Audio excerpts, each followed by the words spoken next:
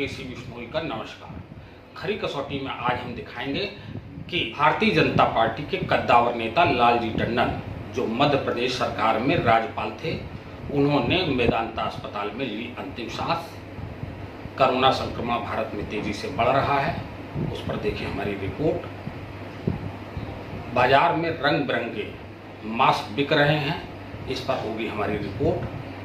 कानपुर के बिठूर में सत्य साईं भगवान का जो विशाल मंदिर है, उसके पट अभी भी नहीं खुले हैं, उस पर भी देखिए हमारी रिपोर्ट। और आज हम बात करेंगे लालजी टंडन पर, उनकी जो इतिहास है उसके बारे में बताएंगे, कितने लोकप्रिय नेता थे उस पर बात करेंगे।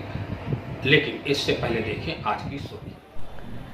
भारतीय जनता पार्टी के कद्दावर नेता लालजी टंडन ने आज अंतिम सांस ली, दुनिया को कहा अलविदा। उत्तर प्रदेश सरकार ने होम आइसोलेशन को लेकर गाइडलाइन जारी की। देश भर में कोरोना संक्रमित की संख्या विश्व में 1,48,82,601, भारत में 11,56,182। बाढ़ से असम, बिहार, उत्तराखंड में जनजीवन अस्त व्यस्त। बलिया में लॉकडाउन 26 जुलाई तक बढ़ाया गया, 50 कैंटोनमेंट जोन बनाए गए। कानपुर अपहरण मामले में 2 लोग गिरफ्तार, पुलिस ने 2 लोगों को छुड़ाया। लालजी टंडन हमारे बीच अब नहीं रहे हैं, इस पर देखें हमारी। मध्य प्रदेश के गवर्नर लालजी टंडन का आज सवेरे लखनऊ के मेदांता हॉस्पिटल में निधन हो गया। लालजी टंडन की हालत पहले से ही गंभीर बनी हुई थी, उनका लखनऊ में इलाज चल रहा था। लालजी टंडन उत्तर प्रदेश की राजधानी लखनऊ में 12 अप्रैल 1935 को पैदा हुए। 12 साल की उम्र में आरएसएस से जुड़े और वार्ड पार्षद से लेकर गवर्नर के पद तक पहुंचे।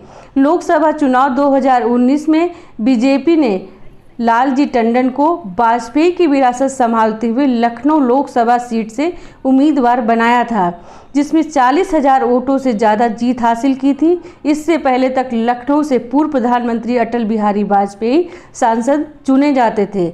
टंडन 1991-92 में कल्याण सिंह के नेतृत्व वाली सरकार में मंत्री बने। वो यूपी में बीजेपी और बीएसपी के गठबंधन वाली सरकार में नगर विकास मंत्री थे। विधानसभा में वो विपक्ष के नेता भी रहे। 23 अगस्त 2018 को उन्हें पहली बार बिहार का राज्यपाल बनाया गया था। 29 जुलाई 2019 को वो एमपी के राज्यपाल बने थे। लालजी टंडन पूर्व प्रधानमंत्री अटल बिहारी वाजपेयी के बेहद करीबी थे। बीएसपी अध्यक्ष मायावती भी लालजी टंडन को अपना भाई मानती थी और उन्हें राखी बांधती थी। लालजी टंडन का निधन 85 वर्ष की उम्र में हुआ। वह लखनऊ से सांसद भी रहे। तबीयत बिगड़ने के बाद सीएम शिवराज सिंह चौहान उनसे मिलने के लखनऊ भी आए थे। उसके बाद से वे लगातार उनके परिवारजनों के संपर्क में थे। प्रधानमंत्री नरेंद्र मोदी ने भी लालजी टंडन के निधन पर शोक जताया। पीएम ने ट्वीट किया, श्रद्धाएं श्री लालजी टंडन जी को विनम्र श्रद्धांजलि। वहीं उत्तर प्रदेश के मुख्यमंत्री योगी आदित्यनाथ, राज्यपाल आनंदीबेन पटेल, रक्षा मंत्री राजनाथ सिंह, सीएम शिवराज सिंह चौहान समेत तमाम नेताओं ने भावभीनी श्रद्धांजलि दी।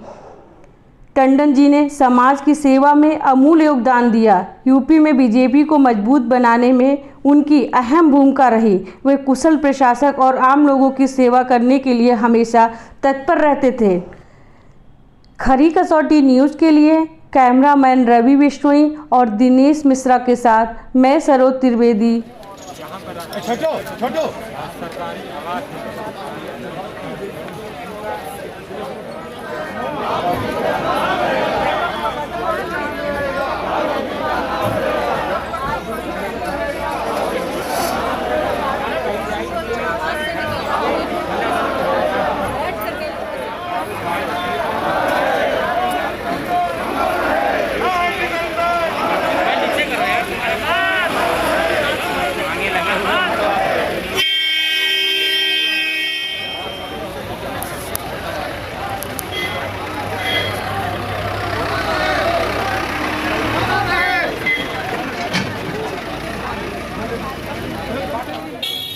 मनीलाल जी टंडन जी के आज न रहने पे बड़ा दुखद है और इसकी क्षतिपूर्ति नहीं हो सकती है। मनीलाल जी टंडन जी लखनऊ के गार्जियन थे, भारतीय राजनीति में वो स्तंभ के रूप में थे और भारतीय जनता पार्टी में एक सबसे बड़े कद्दावर नेता थे। माननीय अटल बिहारी वाजपेयी जी और लालजी टंडन जी की जोड़ी एक तरीके से उत्तर प्रदेश में लीडर थे और उन्होंने हम सबको बड़ी प्रेरणा दी। हम सब उनसे प्रेरणा लेकर आशीर्वाद लेकर यहाँ तक पहुँचे और जब भी मिलने आते थे इसी भवन में वो आराम से बैठकर सुबह से शाम तक कार्यकर्ताओं से मिलते थे। कोई भी व्यक्ति आता था कार्यकर्ताओं के अलावा भी किसी भी समाज का किसी भी धर्म का, वो सबके काम करते थे। बहुत बड़ा उन्होंने एक रोल प्ले किया था हिंदुस्तान की तारीख में। भारतीय जनता पार्टी के नेता होने के साथ साथ उन्होंने जो एक जैती है, जो गंगा जमनी तहजीब है, उसको आगे बढ़ाने का जो काम किया था वो अपने आप में बड़ा सराहनीय था। क्योंकि यहाँ पर एक बहुत बड़ा विवाद चला आ रहा था पिछले काफ़ी सालों से, जो सुन्नी शिया का विवाद हुआ करता था, उस विवाद को सुलझाने में उनका बहुत बड़ा योगदान रहा। इसलिए सर्वधर्म में उनकी मान्यता और सभी लोग उन्हें प्यार करते थे। आज वो हमारे बीच में नहीं है, ये हमारे लिए बहुत दुखद है और दिवंगत आत्मा की शांति के लिए हम ईश्वर से प्रार्थना करते हैं कि उनके परिवार वालों को, हम सबको सहन शक्ति दे। कोरोना संक्रमण भारत में तेजी से बढ़ रहा है, उस पर देखिए हमारी रिपोर्ट। भारत में कोरोना वायरस का कहर लगातार बढ़ता जा रहा है। स्वास्थ्य मंत्रालय द्वारा जारी आंकड़ों के अनुसार पिछले 24 घंटे में 37,148 नए मामले सामने आए हैं, जिसके बाद देश में कुल संक्रमितों की संख्या 11,56,182 पहुंच चुकी है व मरने वालों की संख्या 28,084 हो गई है। इसके अलावा 7,24,578 लोग इस वायरस से ठीक हो चुके हैं। उत्तर प्रदेश के मुख्यमंत्री योगी आदित्यनाथ ने कहा है कि बड़ी संख्या में लक्षण वाले लोग बीमारों को छिपा रहे हैं, जिससे संक्रमण और तेजी से बढ़ सकता है। इसको देखते हुए राज्य सरकार एक निर्धारित प्रोटोकॉल के अधीन शर्तों के साथ होम आइसोलेशन की अनुमति देगी। रोगी और उसके परिवार को होम आइसोलेशन के प्रोटोकॉल का पालन करना जरूरी है। घर पर रहकर स्वयं इलाज करने की अनुमति दे दी है। मुख्यमंत्री ने कहा है कि राज्य सरकार के पास कोविड अस्पतालों में पर्याप्त संख्या में कोविड बेड मौजूद हैं।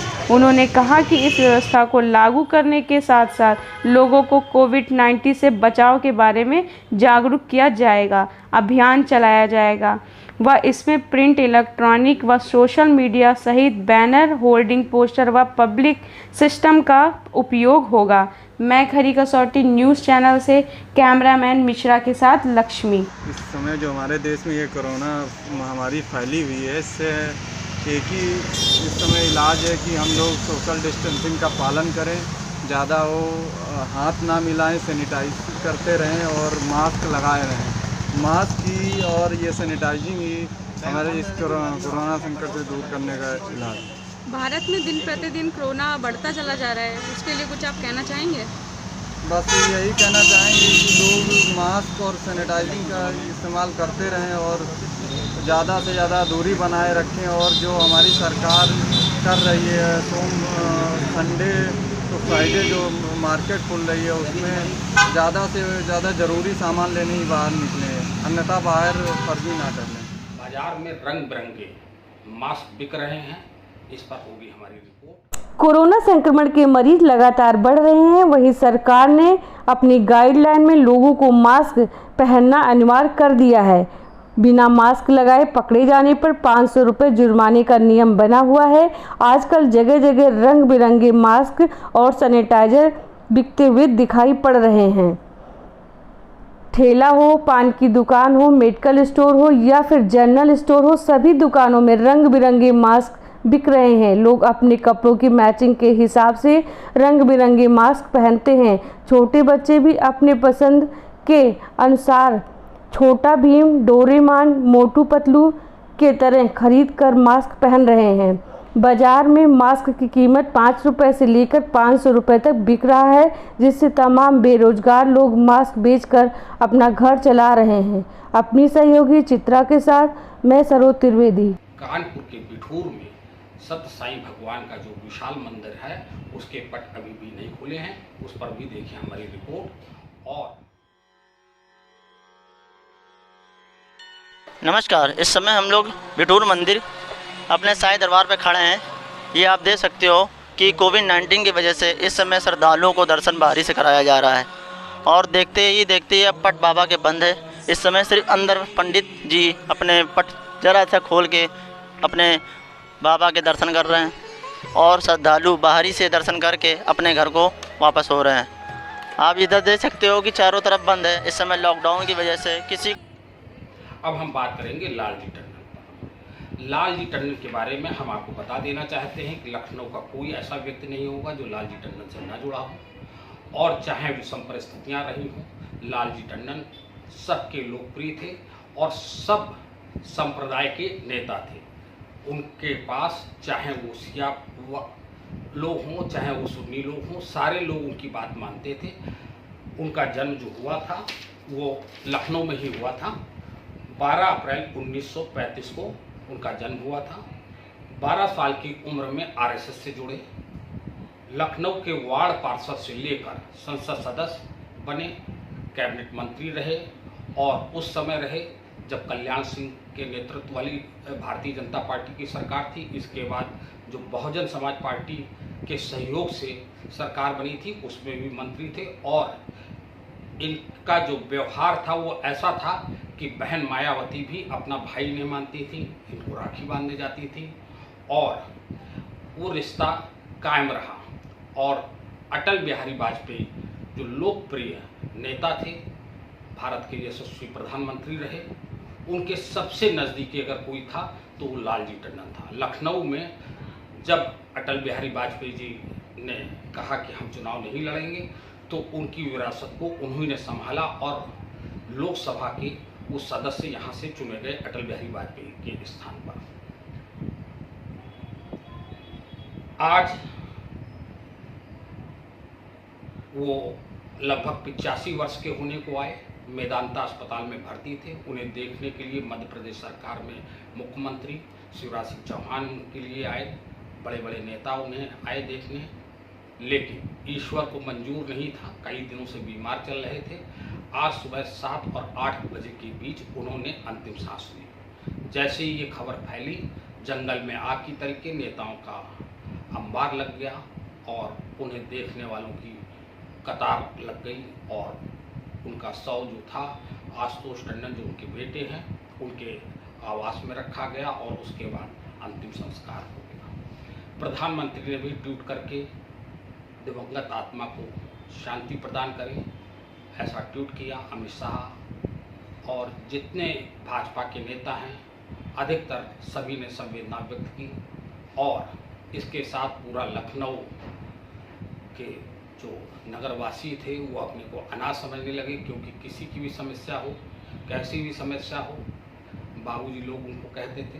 बाबूजी पीछे नहीं रहते थे, हर एक की बात सुनते थे, हर एक का कार्य करते थे और जितना संभव होता था, चाहे वो सरकार में रहे हों चाहे सरकार में ना रहे हों, वो लोगों के लोकप्रिय नेता थे, जन नेता थे और भारतीय जनता पार्टी को मजबूत करने वाले नेता थे। उस भारतीय जनता पार्टी के अस्तित्व को बनाने वाले नेता थे, जमीनी नेता थे। उनके बारे में जो भी कहा जाए वो कम होगा। खरी कसौटी परिवार उनकी दिवंगत आत्मा को ईश्वर शांति प्रदान करे और उनके परिवार को शक्ति प्रदान करे कि वो इस मुश्किल घड़ी में उसका सामना कर सके। इसी के साथ हम आपसे लेते हैं विदा। आपको कोई समस्या हो, कोई बात हो तो आप समझें कि खरी कसौटी आपका मित्र है, आपका भाई है, आपका दोस्त है, सहयोगी है। आप चाहें अपनी समस्या हमें भेज सकते हैं, आपकी समस्या सरकार तक पहुंचाएंगे और कोशिश करेंगे उस समस्या का निदान हो सके। हमारा मोबाइल नंबर नोट कर लें 9415006460। सुबह 8:30 बजे बिश्नोई केसी में फेसबुक में हम आपको पूरे दिन भर की खबरें बताते हैं, उसे ज़रूर देखें। इसी के साथ लेते हैं विदा।